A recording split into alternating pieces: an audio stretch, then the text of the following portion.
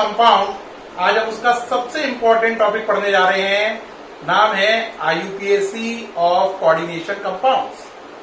Coordination compound की IUPAC सीखेंगे हम।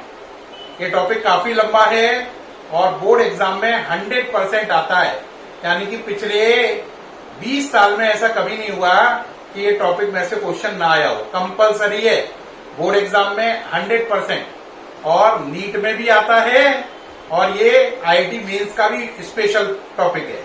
आईआईटी मेंस और नीट दोनों में आता है, इसमें से एक एक क्वेश्चन। ध्यान से समझे।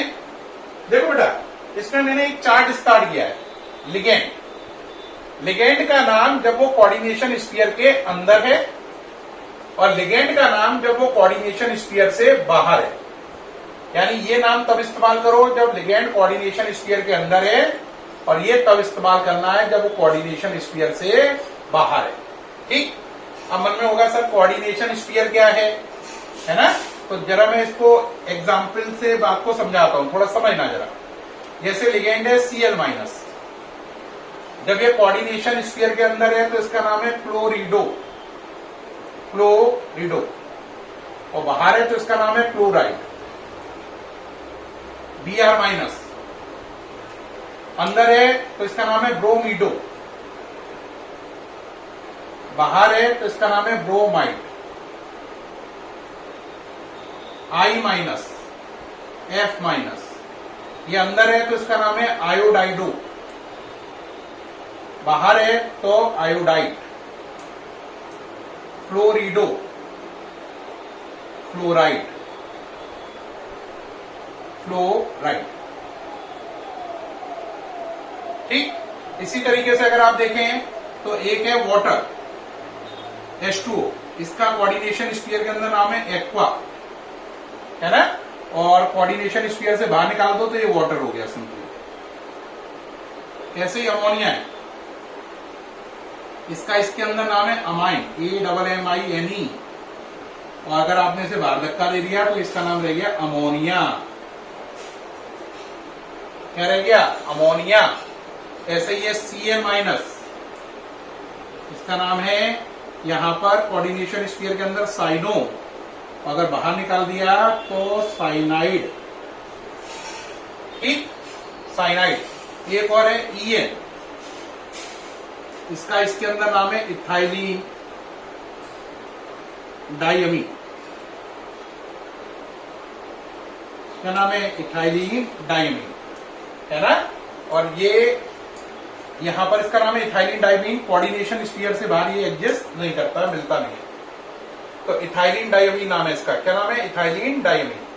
ओके रखा। ये जो बेटे आपके कोर्स में लिगेंड है ना, वो 3 कैटेगरी की है, पॉजिटिव लिगेंड, नेगेटिव लिगेंड और न्यूट्रल लिगेंड। टोटल लिगेंड आपके कोर्स में करीब 48 है, पॉजिटिव, नेगेटिव, न्यूट्रल को मिलाकर जो मैंने आपको नोट्स भेजे हैं, अगर आप उसमें टोटल काउंटिंग करें तो 48 लिगेंड्स हैं। उससे ज्यादा ही हो सकते, कम नहीं होंगे। लेकिन आप कहोगे आप कितने बता रहे हो, मैंने तो आपको कितने डिस्कस किए, 1 2 3 4 5 6 7 8। आप कहोगे सर आप तो 8 लिगेंड के नाम बता रहे हो और आप खुद बता रहे हो 48 है। हाँ भाई, 48 लिगेंड की टेबल में भेज चुका हूं। मैंने 8 लिगेंड वो सेलेक्ट किए हैं जो जनरली बोर्ड एग्जाम में जिन पे क्वेश्चन बनते हैं, है ना, उनको सेलेक्ट कर लिया अपनी बात समझाने के लिए। जो ज्यादा 8 इंपॉर्टेंट है उनको नोट कर लिया है, बाकी को आप पढ़ लेना। उनमें से जनरली कभी आता है, कभी कभार आता है, इन्हीं में से 8 में से ही बोर्ड में आईयूपीएसी बनती है। तो आप पहले इसे नोट कर लें, जरा देख लें एक बार और नोट कर लें। उम्मीद है ये सारे आप बच्चे नोट कर रहे होंगे। क्या यहां तक नोट कर लिया? आगे चलें। अब आगे चलिए भाई, ये सारा हटा रहा हूं। ये नाम कब आएंगे? जब कोऑर्डिनेशन स्फीयर के अंदर है और जब ये कोऑर्डिनेशन स्फीयर के बाहर है।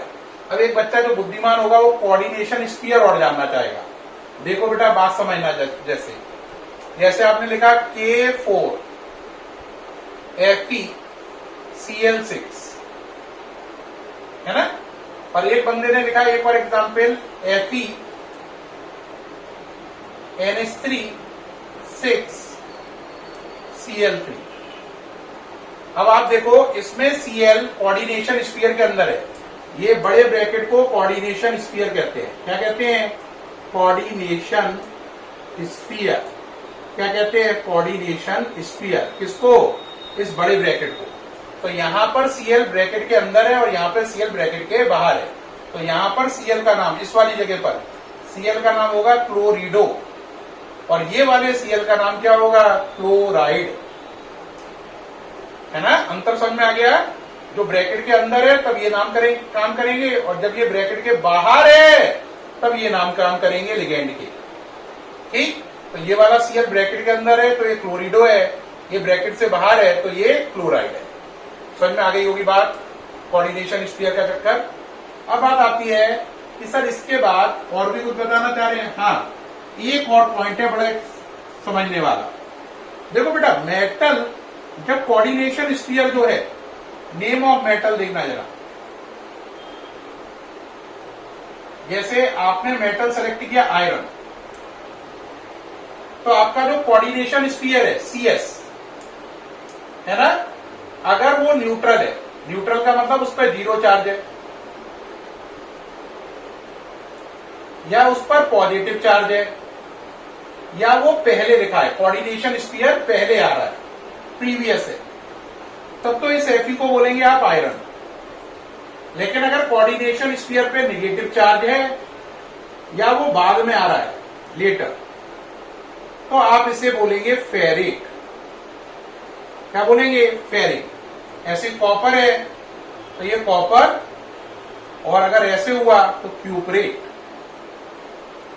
ऐसे ही और एग्जांपल ले लो, ये निकिल है Ni, और अगर ऐसे हुआ तो निकलेट। ऐसे ही और एग्जांपल ले लो, Cr है क्रोमियम, और अगर वो वाला केस हुआ क्रोमेट।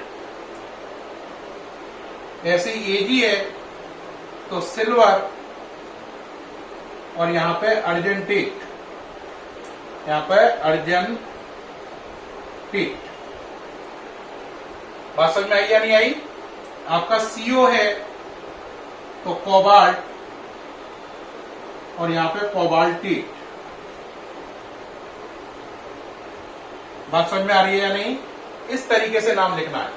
तो याद रखो, CS का मतलब कोऑर्डिनेशन स्फीयर, 0 का मतलब उस पर न्यूट्रल चार्ज है, प्लस का मतलब प्लस चार्ज है, प्री का मतलब वो पहले लिखा गया है, तब ये नाम इस्तेमाल होंगे मेटल के। और अगर उस पर नेगेटिव चार्ज है कोऑर्डिनेशन स्फीयर पर, या वो बाद में लिखा गया है, तो ये नाम इस्तेमाल होंगे। है ना?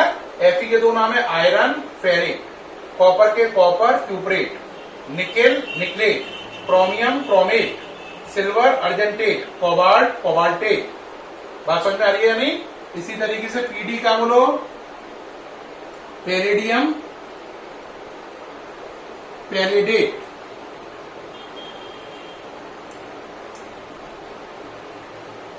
Au का गोल्ड, है ना, गोल्ड, और यहां पर ऑरेट। है ना? इस तरीके से नाम है ये, ध्यान रहेगा। खास बात देखो, यहां पे ATE आ रहा है हर बार। ATE देख रहे हैं या नहीं? ATE नजर आ रहा है, ATE पहचान है। यानी अगर कोऑर्डिनेशन स्फीयर पे माइनस चार्ज है या वो बाद में आ रहा है, तो आपको ये वाले नाम यूज करने हैं। कोऑर्डिनेशन स्फीयर पे क्या है, न्यूट्रल है, या उस पर प्लस चार्ज है, या वो पहले आ रहा है, तो आपको ये वाले नाम यूज करने हैं। अब मैं सामने से हट गया हूं, ये नोट कर लें। एक आदमी कहेगा, आदमी क्या बच्चा कहेगा सॉरी, कि सर मेटल तो बहुत सारे है ना। हाँ बेटा, नोट्स में मैंने आपको बहुत सारे मेटल के दोनों नाम लिख के भेजे हैं, लेकिन मैंने यहां पर केवल कितने मेटल को डिस्कस किया? 1 2 3 4 5 6 7 8। मैंने 8 वो डिस्कस किए हैं जो बोर्ड एग्जाम में सबसे ज्यादा पूछे जाते हैं। और भी मेटल है, बहुत सारे हैं भाई, लॉट ऑफ मेटल्स हैं। तो मैंने जो आपको नोट्स भेजे हैं उसमें सारे मेटल का डिस्कशन किया है, उनके दोनों नाम लिखे हैं।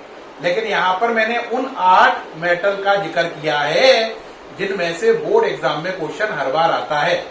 जिनमें से नहीं आता उनका जिक्र नहीं किया है।